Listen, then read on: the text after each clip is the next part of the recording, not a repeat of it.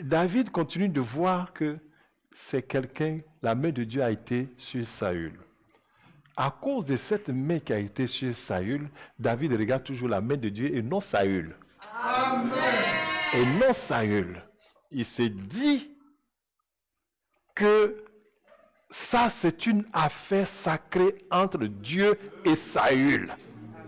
Nul être humain n'a le droit de s'immiscer dans les affaires de Dieu sans avoir une autorisation. S'immiscer, même c'est ça, c'est intervenir dans une chose sans autorisation. Donc, nul n'a le droit de s'immiscer dans les affaires de l'Éternel. Ça, c'est entre lui et Dieu. C'est Dieu qui l'a rejeté, c'est pas moi. D'ailleurs, tous les Israéliens le voient toujours comme le roi, sauf Dieu. Donc, c'est une affaire entre Dieu et Saül. Bien aimé, ça signifie que si les chrétiens avaient cette révélation de la sanctification du nom de Dieu, tout le monde peut prospérer dans n'importe quelle église. Amen. Ouais. Tout le monde peut prospérer parce que c'est Dieu vraiment que tu cherches et que la parole de Dieu est lue. Et la Bible n'est pas rejetée, mais est proclamée dans cette église. Tu peux prospérer dans cette église. Amen. Oui. Parce que ce n'est pas une affaire d'église, c'est une affaire de Dieu. Amen. C'est lui qui a dit qu'il va bâtir son église. Et toi, tu es rentré là. Et si tu le cherches vraiment, il va te conduire. Amen. Il va se révéler à toi. Vous prenez des prétextes.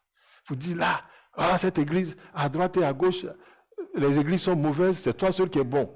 Mais malheureusement, quand tu arrives dans une église, l'église ne se transforme pas. Là, il y a un problème, hein? Oh, gloire à Dieu. Amen. Je n'ai pas le droit. Ça, c'est une affaire. Attends, Dieu prend quelqu'un, il met sa main dessus, et puis après, il met ça là-bas. De quel droit vas-tu te mêler de la chose de Dieu? Est-ce qu'il t'a invité?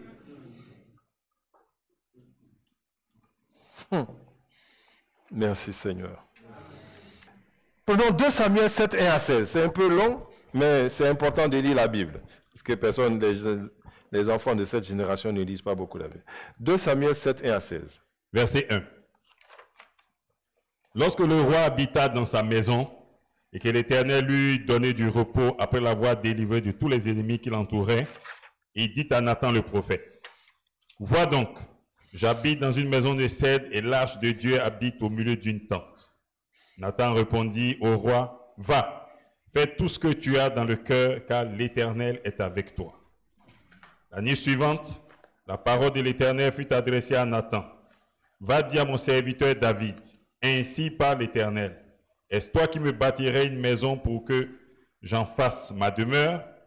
Mais je n'ai point habité dans une maison depuis le jour où j'ai fait monter les enfants d'Israël hors d'Égypte jusqu'à ce jour. J'ai voyagé sous une tente et dans un tabernacle. Partout j'ai marché avec tous les enfants d'Israël et je dis un mot à l'un des chefs d'Israël à qui j'avais ordonné de paître mon peuple d'Israël. Et je dis, pourquoi ne me bâtissez-vous pas une maison de cèdre? Maintenant, tu diras à mon serviteur David, ainsi parle l'Éternel des armées. Je t'ai pris au pâturage derrière les brebis pour que tu sois chef de mon peuple sur Israël. J'ai été avec toi partout où tu as marché. J'ai exterminé tous tes ennemis devant toi et j'ai rendu ton nom grand comme le nom des grands qui sont sur la terre. J'ai donné une demeure à mon peuple, à Israël, et je l'ai planté pour qu'il y soit fixé et ne soit plus agité, pour que les méchants ne l'oppriment plus comme auparavant. Et comme à l'époque où j'avais établi des juges sur mon peuple d'Israël, je t'ai accordé du repos en te délivrant de tous tes ennemis. Et l'Éternel t'annonce qu'il te créera une maison. Quand tes jours seront accomplis et que tu seras couché avec tes pères, je lèverai ta postérité après toi. C'est lui qui sera sorti de tes entrailles et j'affermirai son règne. Ce sera lui qui bâtira une maison à mon nom et j'affermirai pour toujours le trône de son royaume. Je serai pour lui un père, il sera pour moi un fils. S'il fait le mal, je le châtierai avec la verge des hommes et avec les coups des enfants des hommes. Mais ma grâce ne se retirera point de lui, comme je l'ai retiré de Saül, que j'ai rejeté devant toi. Ta maison et ton règne seront pour toujours assurés. Ton trône sera pour toujours affermi. Amen. Oh, gloire à Dieu. David a compris son rôle. C'est pas comme Saül. Il sait que être roi en Israël, c'est un sacerdoce. Donc, il est venu et il a glorifié Dieu. Il n'a fait que glorifier Dieu. J'habite une maison de cèdre, l'arche de l'alliance est sous une tente. Non, renversons les choses. Que le nom de l'Éternel soit plus grand, qu'on honore le nom de l'Éternel. À cause de son bon témoignage, David va avoir un sacerdoce royal éternel. Amen. Pourquoi? Aaron et ses fils ont eu le sacerdoce lévitique pour servir dans le temple. Lui, il va avoir un sacerdoce pour être sur le trône d'Israël. Non seulement pour lui, mais pour ses enfants. Tu as vu, si tu honores Dieu, tu sécurises tes enfants. Mais beaucoup de chrétiens sont égoïstes aujourd'hui. On dit un chrétien ne divorce pas. Oh non, non, ça, le mariage, là, on ne peut pas supporter. Tant. Mais qui est parti chercher? Qui est parti chercher qui? Et il ne va pas endurer à cause du nom de Dieu ou à cause de ses enfants qui sont là. Ce n'est pas une raison suffisante. C'est quelle génération de chrétiens?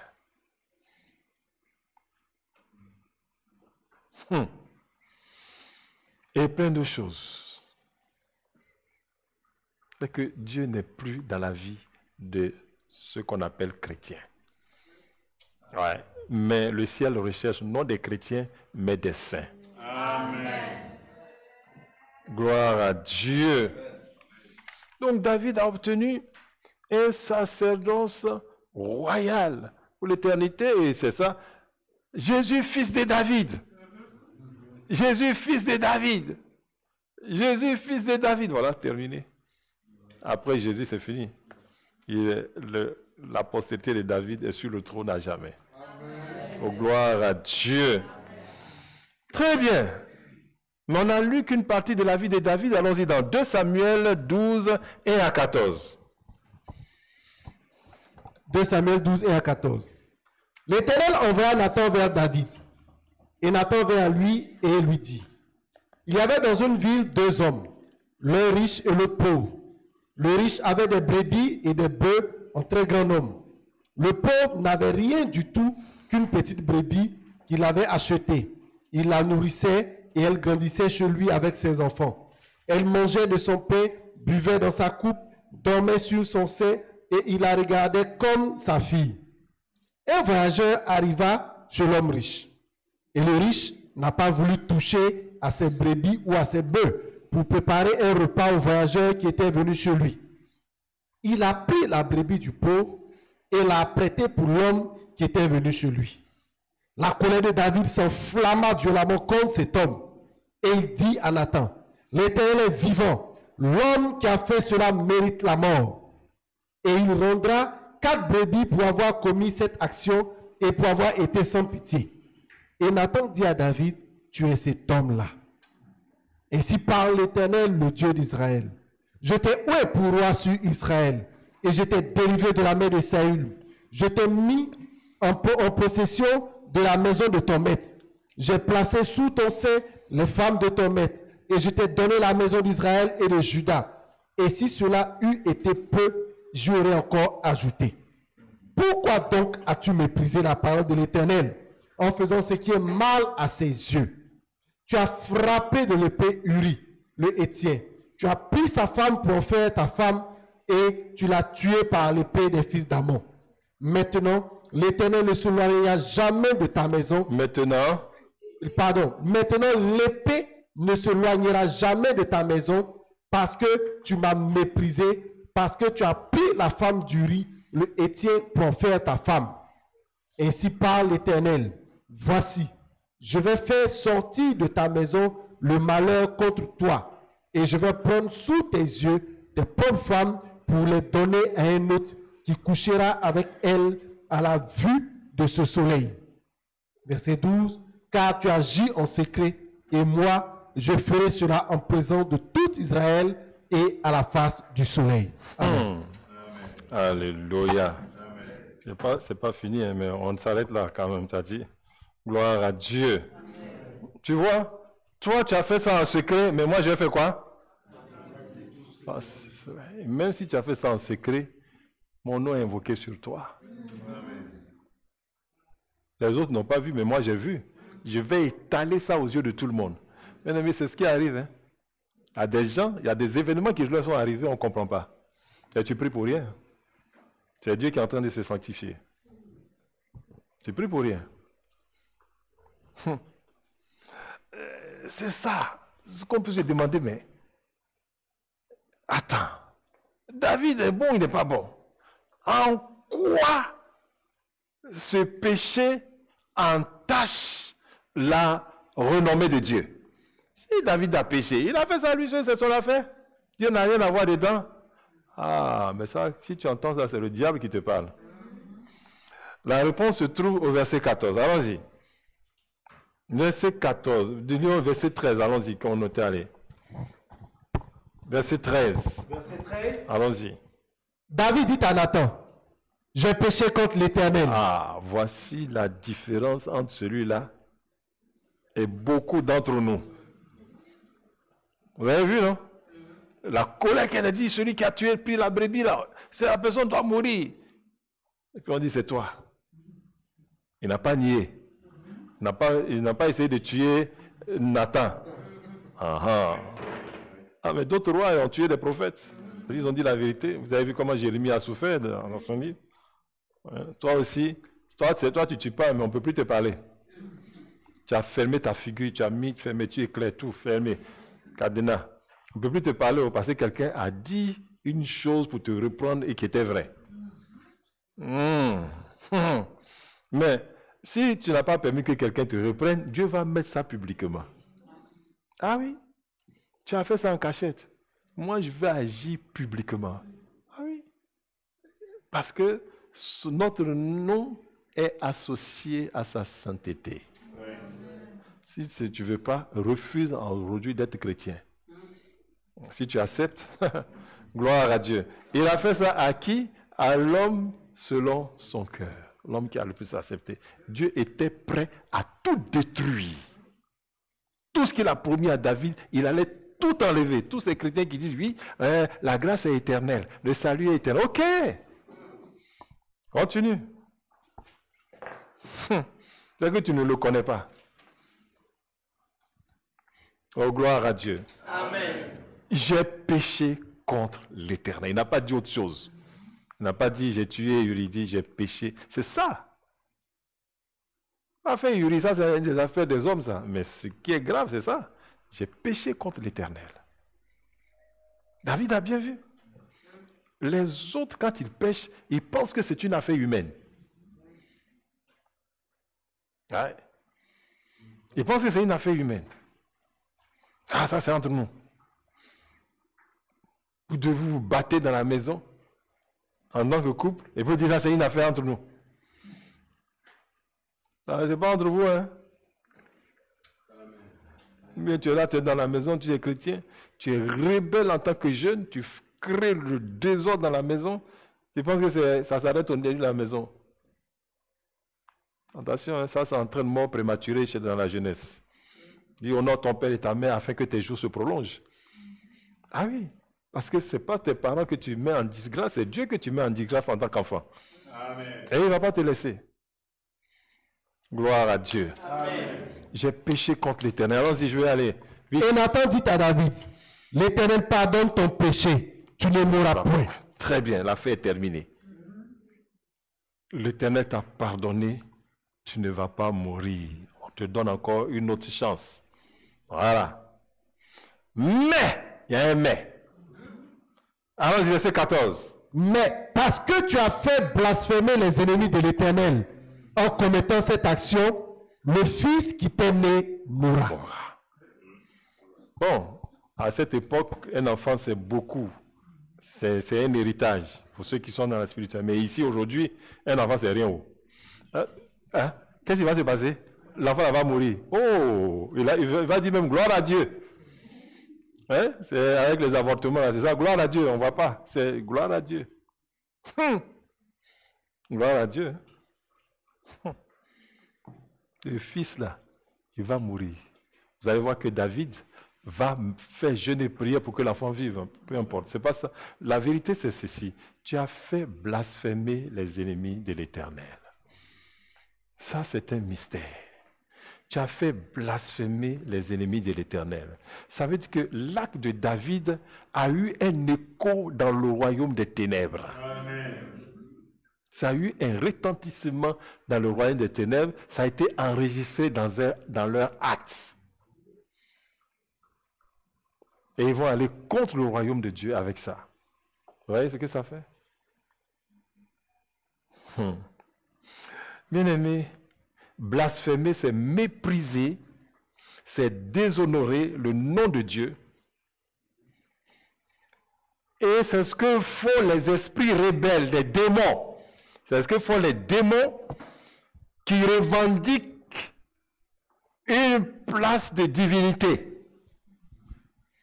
Les démons qui sont rebelles au règne et à l'autorité de Dieu blasphèment. Et c'est là que je me suis posé la question. Pourquoi les démons ont-ils besoin de blasphémer Dieu, blasphémer le nom de Dieu pour pouvoir étendre leur règne? Alléluia. Compte tenu du temps, on va s'arrêter là. Et on poursuivra ça vendredi prochain. Parce que ça va me demander 2 heures. Êtes-vous capable de supporter 2 heures encore? Et c'est tellement important qu'il faut qu'on s'arrête. Et pose-toi la question. Pourquoi les démons blasphèment-ils? Tu vas voir comment ils blasphèment? Alors, on va prendre un passage. Apocalypse 13, verset 1 à 8. Apocalypse 13, verset 1 à 8. Puis je vis monter de la mer une bête qui avait 10 cornes et 7 têtes. Et sur ses cornes 10 diadèmes et sur ses têtes des noms de blasphème. Tu as vu des noms de quoi? Quand on dit des noms de blasphème, c'est le nom de Dieu qu'ils insultent. Ces noms-là de blasphème, ça existe au Canada. Voilà. Quand on dit, hein, et quand ils insultent les gens, ils disent les objets sacrés de l'Église. Ils peuvent insulter quelqu'un en disant que Dieu me couvre, en disant hostie, en disant tabernacle. Au Canada. Ça, c'est quoi? C'est une agression contre le règne de Dieu. Et aujourd'hui, dans le langage de beaucoup de chrétiens, on retrouve des mots de blasphème. C'est très important. On va voir ça la semaine prochaine. Tiens-toi debout, nous allons prier.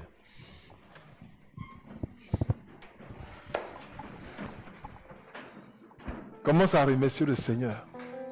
Aujourd'hui, on a vu que nous avons reçu grâce sur grâce. Grâce sur grâce par Jésus-Christ. Et tu ne dois pas laisser cette grâce-là aller en vain.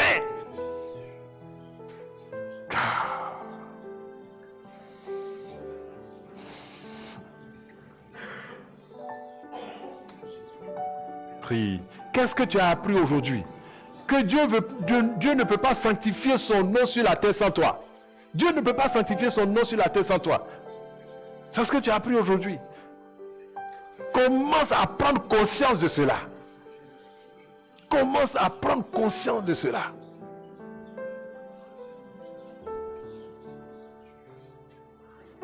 Commence à prendre conscience de cela.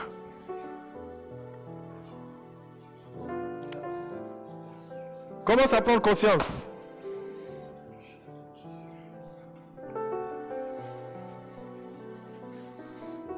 Tu pêches royalement. Pourquoi? Parce que tu n'as pas conscience que un nom est invoqué sur ta vie. Tu n'as pas conscience que les actes, les paroles que tu prononces, les actes que tu poses, les paroles que tu prononces engagent l'autorité de Dieu. Et Dieu est comptable de tes actes.